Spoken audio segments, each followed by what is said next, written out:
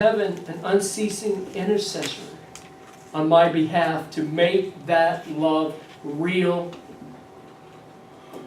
in my experience. Back to the question before we pray. What do you love most? Make sure the needs of the body and the gospel goes forth. It does my heart good to know that there's going to be a little boat going down the river with this family that's in the midst of chaos in the middle of Nowhereville. Did you see the police on there? You talk about Curly, Larry, and Moe. That's their police force. You know, and I'm thinking, really? Serious? But they don't trust them. They trust the Lord's calling in their life, no matter what.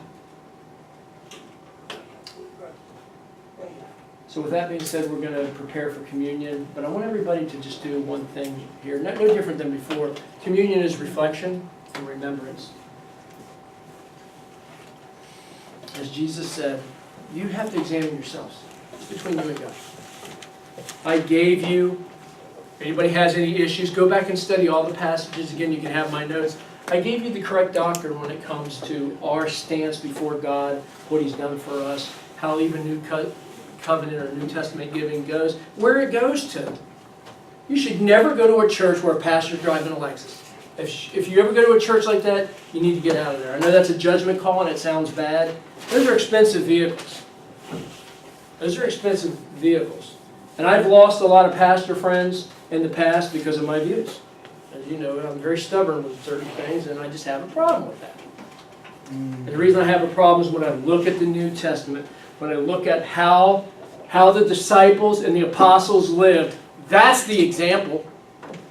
That's the orthopraxy that I see. And every single one of them was martyred, by the way.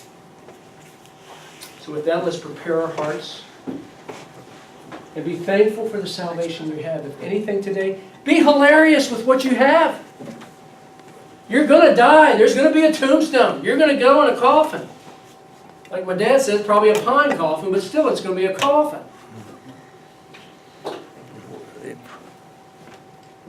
It's a done deal because of Adam's sin, but you know what? Christ defeated the grave.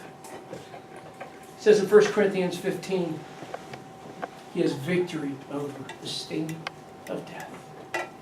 And you'll spend eternity with the King.